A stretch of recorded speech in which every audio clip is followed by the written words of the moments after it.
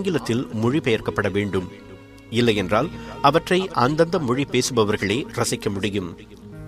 தாய்மொழியில் எழுதப்படும் ஓர் இலக்கியம் ஆங்கிலத்திற்கோ அல்லது வேறொரு மொழிக்கோ மொழிபெயர்க்கப்படும் போது அதன் இயற்கை சுவையும் வீரியமும் குறைந்து போகும் என்பது ஓரளவுக்கு உண்மைதான்.